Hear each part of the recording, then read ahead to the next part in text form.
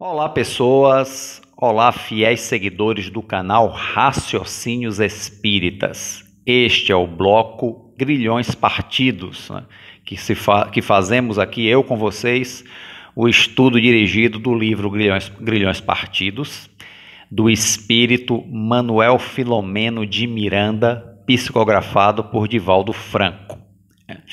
Então, no último vídeo, concluímos, a prolusão, que são os conceitos todos que vão ser trabalhados nesse relato de Manuel Filomeno de Miranda, que ele fala sobre a equipe de trabalho que promove o socorro desobsessivo, o obsessor, o obsidiado e, por fim, o grupo familiar, que também tem um papel importante. Então, chegamos aqui ao nosso primeiro capítulo deste relato, que o primeiro capítulo se intitula A Agressão, que é um relato já que inicia a história. O capítulo, antes do relato em si, Manuel Filomeno de Miranda destaca aqui um trecho de O Livro dos Médiuns, mais especificamente no capítulo 23, item 252, que tem assim: as imperfeições morais do obsidiado constituem frequentemente um obstáculo à sua libertação. Ou seja, as imperfeições morais da pessoa que está sofrendo um processo de obsessão contribui vertiginosamente para que esse processo obsessivo continue, quiçá até aumente. E aí é um grande obstáculo para desfazer esse processo obsessivo, para que o socorro à obsessão espiritual tenha a eficácia desejada. Então, como sempre a gente está vendo aí que os espíritos nobres nos dizem, tanto na codificação, com Allan Kardec, e quanto os grandes benfeitores espirituais nos dizem, através da psicografia de Divaldo Franco, de Chico Xavier, de Ivone Pereira, Zilda Gama, por aí vai, que o maior, se não o único, causador do processo de obsessões espirituais é a imperfeição moral, é a nossa mente ainda viciosa que entra em sintonia, que atrai o espírito obsessor. Também ligado a isso, os nossos compromissos do passado, no qual laboramos no mal, no incorreto, no mal feito, e o processo obsessivo muitas vezes, ou todas as vezes, vamos dizer assim, que a obsessão é o corretivo que chega para nós, que somos almas ainda impertinentes, vamos dizer assim, e o processo obsessivo vem como um aviso de necessidade de corrigenda, de melhoria e de reajuste com as leis divinas, da quais nós sempre estamos indo na contramão, praticando o mal ao próximo, porque quem é o obsessor, principalmente no processo de obsessão de vingança, como é o caso aqui, quem é esse obsessor que não alguém que fizemos mal lá no passado, ou algum parceiro de crime que a gente deixou para trás e que vem nos buscar de volta, ou o vingador que vem se vingar da gente por um mal que fizemos lá atrás, Então aqui esse capítulo agressão, é muito bom realmente essa introdução aqui de O Livro dos Médiuns, e esse item 252, ele relata justamente o caso de mulheres e que estavam sofrendo casos obsessivos, com efeitos físicos, inclusive as roupas delas, inclusive, eram espalhadas, jogadas no telhado, quer dizer, havia uma desordem no lar dessas mulheres, E aí elas nem conheciam o espiritismo, segundo o relato de Allan Kardec aqui, Mas alguém indicou elas, que procurassem pessoas com conhecimento espírita para dar alguma instrução e, quem sabe, remediar a situação, E aí chegaram até o grupo de Kardec, e aí haviam trabalhos, de evocação, e quando evocava o espírito, via que ele era um espírito muito duro, que tinha realmente um viés muito perverso, muito difícil de doutrinar. Apenas a prece, a oração o acalmava por algum tempo, mas era uma coisa temporária, né? Até que o espírito benfeitor veio dar uma instrução de dizer que elas tinham que ter uma corrigenda moral, né? Que elas deviam praticar a lei de amor e a caridade, mas não a caridade da beneficência material. Olha que interessante. A caridade de educar a língua, porque através da língua elas prejudicavam muita gente, né? A maledicência, vamos dizer assim. E esse espírito que as perturbava dessa forma era alguém que tinha sido, na expressão que o próprio espírito benfeitor usou, o burro de carga delas, né? De alguma forma tinha sofrido algo muito grande na mão delas e agora estava aí se vingando aí no plano espiritual desencarnado, né? E que isso elas deviam receber essa orientação de educar a fala, a língua, aquilo que elas expressavam, porque isso causa muito mal. Bem interessante, né? Então, não deixem de ler, né, essa especificação. Bem, então vamos aqui então, né, baseado nesse item, né? As imperfeições morais do obsidiado constituem frequentemente um obstáculo à sua libertação. Iniciando o capítulo 1, a agressão, né, mostrando uma festa em um prédio de luxo, um duplex, para ser mais exato, na Avenida Atlântica, né, que é uma avenida, né, da classe média alta, né, do Rio de Janeiro, né, lugar de rico, como se diz assim, né?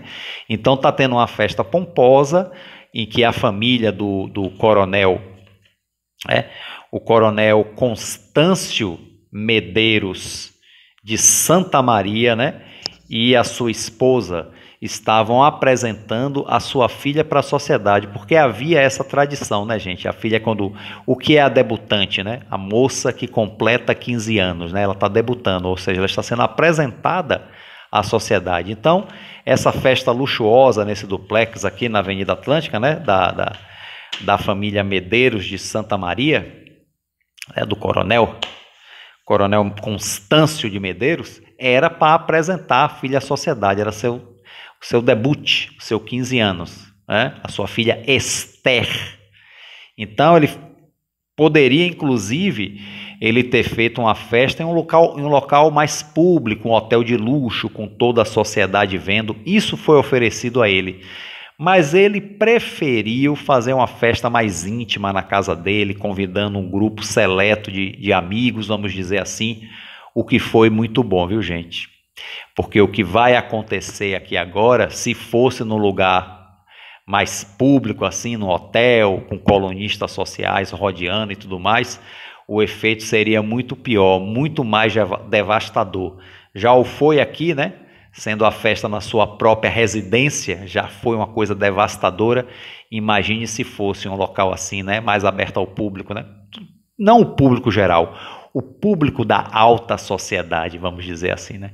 Mas ele preferiu, né, que fosse assim, o coronel Constâncio Medeiros.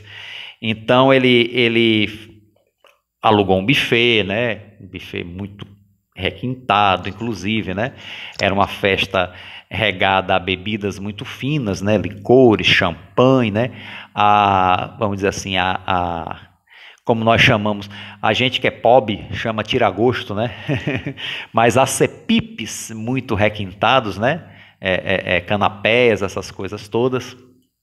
E uma festa assim com um grupo de violonistas, né, de artistas clássicos, né, que faziam a trilha sonora da festa, o que era comum na festa da alta sociedade desse período. Aqui nesse primeiro capítulo não diz em que ano isso aconteceu, mas provavelmente assim em meados lá do século XX, né?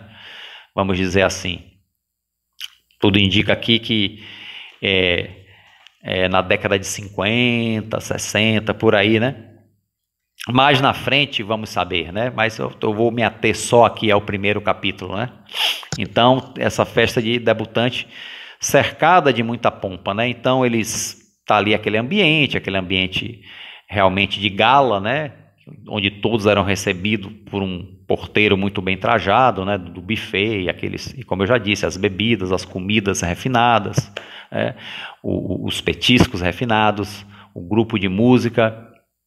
E aí a Esther entra no ambiente como se fosse assim né? Uma apresentação assim realmente pomposa. Ela está com um vestido esvoaçante, um cabelo com um diadema, né? Um diadema é tipo uma coroa de diamantes, né? Ou seja, uma menina com olhos, com faces coradas, mas com olhos azuis muito claros, brilhantes, vamos dizer assim, né?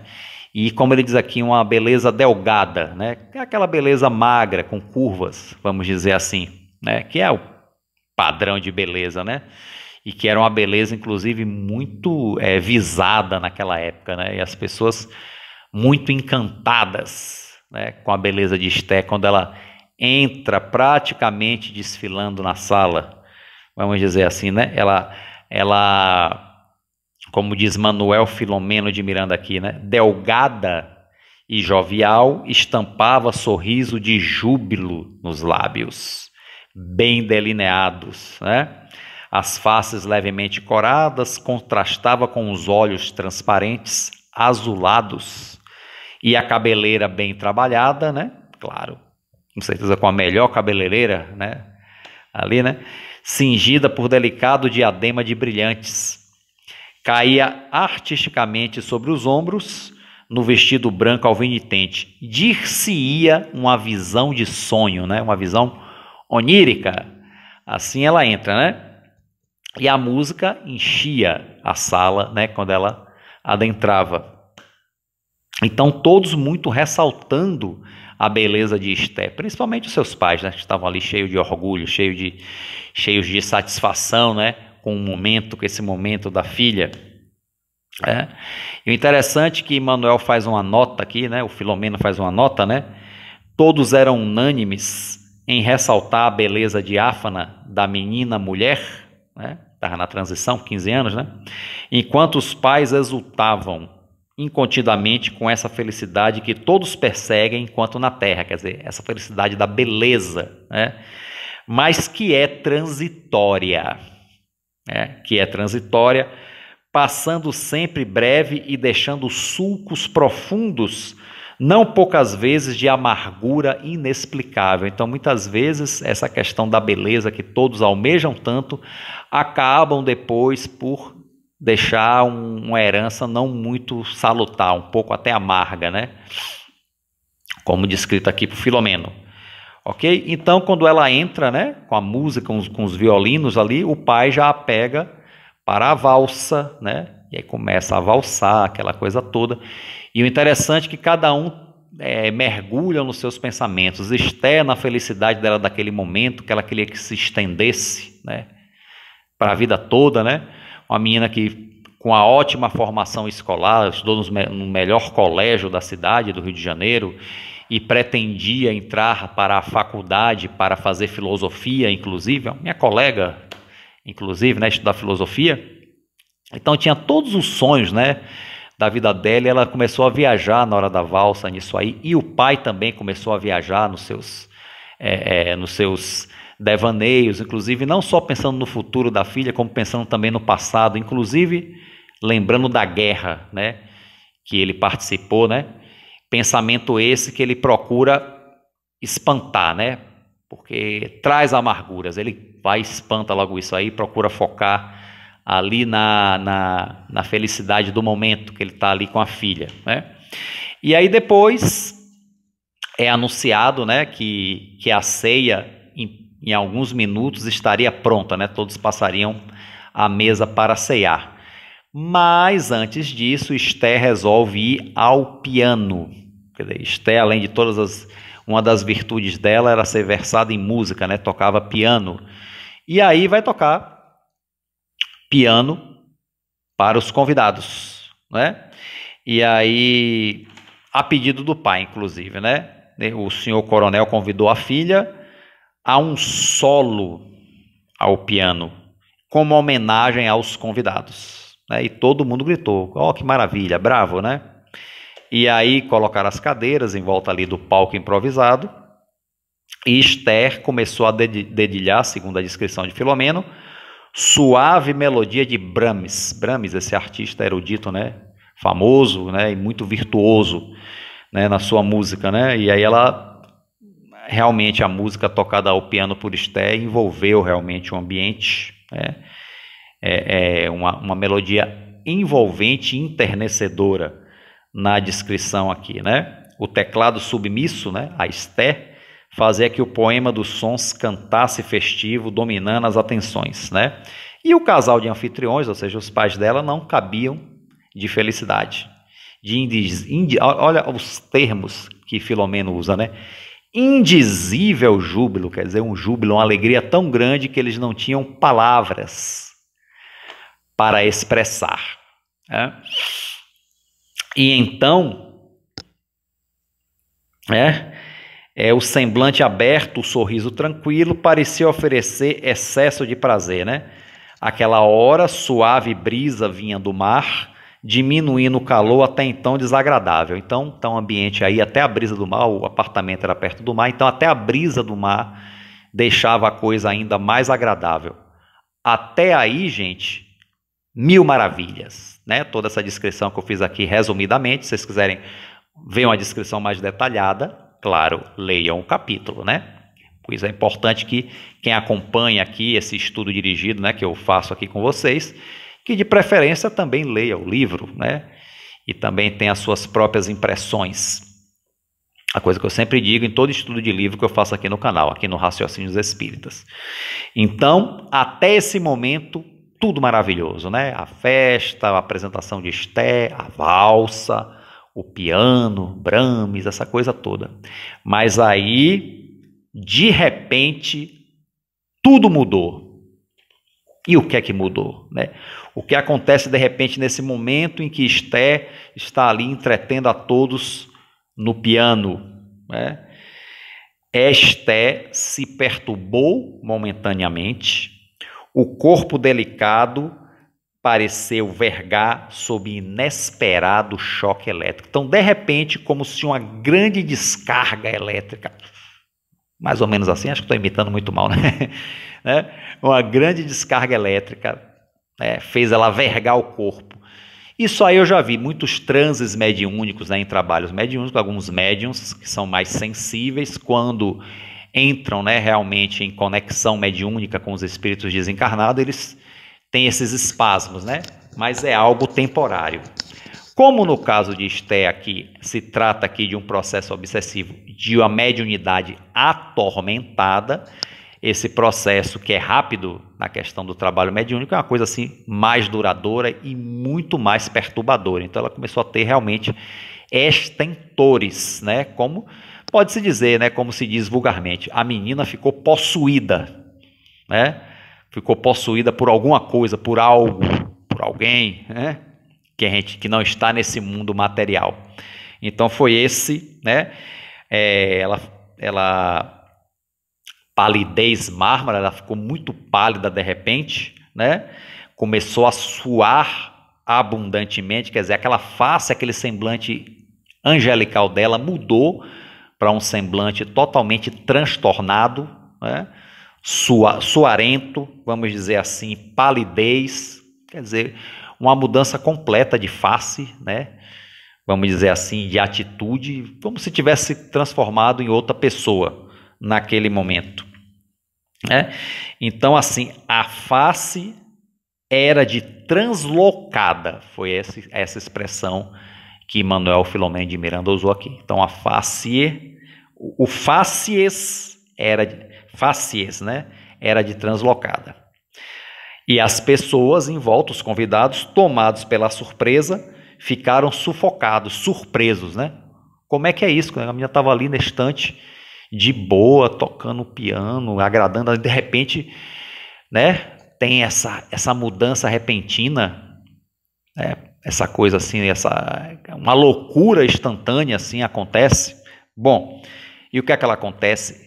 Ela vai, depois de todos esses choques, ela olha fixamente para o pai, né, com a visão uma visão bem translocada, como ele diz aqui, vai na direção do pai e desfere uma bofetada bem forte que provoca um som bem alto no rosto do pai, né, do coronel Constâncio Medeiros de Santa Maria. E aí, depois da primeira, ela desfere a segunda. Quando ela desfere a segunda, o pai revida, coisa que ele já se arrepende no segundo seguinte que ele faz, né? Mas deve ter sido uma coisa automática, vamos dizer assim, né? E ela batia, e não só bateu nele, como, vamos dizer assim, começou a proferir palavrões, a xingá-lo, a ofendê-lo, a insultá-lo de todas as formas. Insultos esse que não é descrito aqui, né? Por Filomeno. Opa, tá, tem um obsessorzinho voador aqui, né? Pernilongo atrapalhando. Vamos lá. Ainda não foi embora? Sai, meu filho. Atrapalhe não. Bom. Então, né, armou-se um escândalo na descrição de Filomeno. Algumas damas mais sensíveis puseram-se a gritar, né? E aí, ou seja, se formou um tumulto na festa, vamos dizer assim, né? Aí tinha um médico presente que atendeu, né? Foram tomadas as primeiras providências, né? Seguraram ela, ele aplicou um sedativo injetável. Interessante, o médico estava ali presente, né? Ele foi para uma festa e estava com sua mala de medicina. Não era um médico que estava ali à disposição para alguma emergência médica, né? Essa é a pergunta que fica. Um médico presente prontificou-se a atendê-la. Foram tomadas as primeiras providências e se lhe aplicou um sedativo injetável sem quase nenhum efeito imediato. Quer dizer, ele estava ali e tinha um sedativo, né? E aplicou nela esse sedativo, um sedativo forte, mas que não fez quase efeito nenhum. Ela continuou translocada, se debatendo, gritando, xingando e querendo agredir o pai. Olha que coisa, né? Imagine o Manuel Filomeno ele é bem econômico na descrição da situação aqui. Então fica muito para nossa imaginação. Então imagine que situação, né? Tá lá a sua filha, linda, maravilhosa, depois de repente ela se volta contra você, te esbofeteia, começa a xingar, enlouquece na festa, né? Começa a se bater, começa a se tremer e vem e te agride fisicamente, te agride verbalmente. Então, imagine que situação, né? E que tumulto a festa não ficou. E tumulto e a surpresa, né? Bom, e aí o médico presente aplicou o sedativo, que não fez muito efeito. Ele aplicou outra dose, né? Enquanto a festa se desmanchava de forma dolorosa, surpreendente, a família mergulhou em um abissal imundo de aflições sem nome, né? Mas o segundo sedativo também não fez muito efeito, não, né? Imagine aí uma menina de 15 anos, magra, e 2 sedativos não conseguiu apagá-la. Imagine que processo tão intenso esse aí, imagine, né? E aí diz aqui Filomeno, o desequilíbrio de pronto assumira proporções alarmantes, né? Isso é óbvio, né? Agitada, Esté blasfemava, esbordoando moralmente o genitor, ou seja, ofendendo, esculhambando o pai, né? Mediante expressões lamentáveis. Agora imagine que expressões lamentáveis. Devia estar xingando o pai de tudo quanto é nome que a gente possa imaginar, tudo quanto é palavrão que a gente possa conhecer aí. Aí fica pela imaginação de cada um, né? Então, os verbetes infamantes escorriam-lhe dos lábios, insultuosos, ferines, desconexos, meio sem sentido, né? A presença do pai mais a exaltava. Então, o pai, quando estava presente, esse processo de loucura instantânea dela piorava, né? Vê-se claro que o objetivo nesse processo era o pai, né? Era o coronel. Ok? Então, a presença do pai mais a exaltava, como se fora acometida de loucura total, no qual se evidenciava rancor acentuado pelo pai, de longo curso, retido a custo por muito tempo, que espocava voluptuoso assustador. Então, essa é a cena, né? Somente, agora interessante, gente, a festa começou aqui às 21h30, né? Somente pela madrugada, ou seja, para lá de meia-noite, em estado de cansaço extenuante, caiu em torpor agitado. Daí que ela foi relaxar mais, mas ainda aquele sono agitado, né? apagou, mas se debatendo ainda, né? Como aquele sono que a gente tem de pesadelo, vamos dizer assim, né? Caiu em torpor, agitado, sacudida de quando em quando por convulsões muito dolorosas, ou seja, ela estava ali apagada, mas em convulsão, se batendo, vamos dizer assim. Então, assim, a estranha agressão sombreou pesados crepes a família surpreendida, transformando em quase tragédia os festivos júbilos da noite requintada. Olha, que noite requintada, o que é que virou, né? De repente, tudo mudou, né? Olha aquele parágrafo, né? Então, aí ele conclui aqui o capítulo, né? Os últimos convidados, desde logo, se afastaram discretos tumultuados os outros, né? Imagine a reação disso nos convidados, né? Acompanhados apenas pelo médico da família, os anfitriões se recolheram ao leito, profundamente macerados, no moral e fisicamente abatidos, em desfalecimento, sem compreender o ocorrido. Ou seja, eles não compreenderam por que Esté fez isso. Agora, que interessante vocês repararem, um processo obsessivo que teve início com hora marcada. Quer dizer, Esté até então, pelo menos que demonstra a história aqui, não havia nenhum sinal de obsessão espiritual, claro, pelo menos não com efeitos em seu corpo físico, vamos dizer assim, né? Que é a obsessão mais grave, que é a subjugação, né? Que é o tipo de obsessão mais grave. Normalmente a subjugação se trata, na maioria das vezes, no meu entendimento, né, de um processo de vingança. Mas assim, foi uma coisa assim que de repente, como se o espírito tivesse escolhido a hora de atacar. Quer dizer, ele já sabia que ele ia conseguir dominar o campo vibratório dela, né, que ia haver uma dominação obsessiva, e ele escolheu um momento mais, entre aspas, adequado para ele para começar, e começou com toda a força, desse jeito bem agressivo, bem espantoso, como foi, né? Então parece que nós vimos aí no caso de Esté um processo obsessivo com hora marcada para começar. Aparentemente foi isso, né? Porque não foi um processo que foi começando devagar e foi crescendo, não. Foi de repente, justamente na festa dela, quando foi apresentada à sociedade, né, como as tradições de família da época. Eu acho que ainda algumas famílias tradicionais talvez ainda façam isso hoje, né?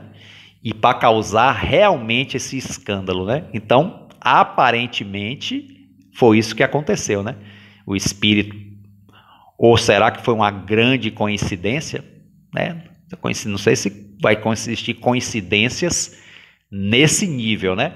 Mas que realmente foi um momento bem significativo para o espírito fazer esse ataque, né? Usando a mediunidade atormentada de Esté para esse cometimento. Foi um momento bem aprazado, né?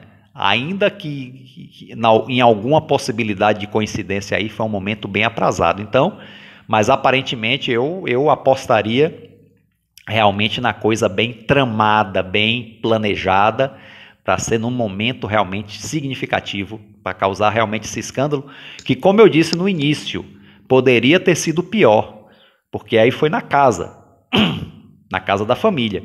Se fosse para fazer no hotel, né, no hotel internacional, como diz aqui o texto, né, em que toda a alta sociedade veria, toda a alta sociedade estaria presente, o escândalo seria muito maior, né?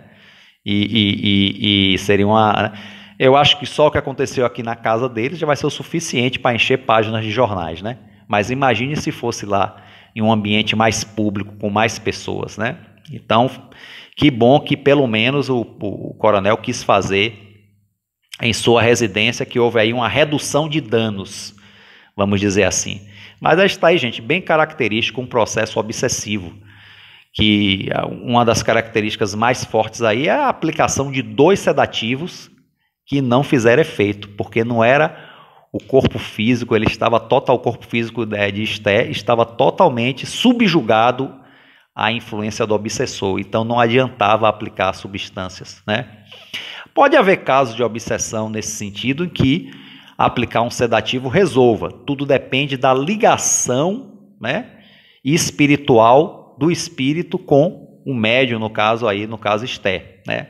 No caso dela, a ligação com esse espírito é tão intensa, ele subjuga tanto o seu corpo que nem um sedativo em dose dupla consegue abater o corpo dela, né? Agora, há casos que pode ser que a ligação não seja tão forte que um sedativo poderia resolver momentaneamente, né? Mas não foi o caso aqui de Esther. Ok, gente? Então, assim a gente termina aqui esse primeiro capítulo, né? Fica aí para nossa reflexão, né? Esse caso, a reflexão, né, do início aqui, né, do trecho do livro dos médiuns, a questão das nossas imperfeições morais, que contribuem fortemente para o processo obsessivo, e nossos compromissos negativos do passado, ao qual nós temos que encarar, né? Mas, a depender da forma que a gente encare, esses podem vir até aliviados, ou podem, né? Porque a obsessão, como a gente viu na introdução e na prolução, não é a única ferramenta de reajuste com a divindade. Se no caso aqui está sendo, nesse caso aqui da família, né, do coronel, é porque infelizmente eles não tiveram até o momento outra alternativa, ok? Mas vamos acompanhar essa história e vamos ver o desenrolar desse processo aí, né? Grilhões partidos, ok? Então chegamos aqui ao final, né? A todos que acompanharam aqui, um forte abraço, né? Continuem conosco aqui, fiquem com Deus e até o próximo vídeo, né? Até o próximo capítulo.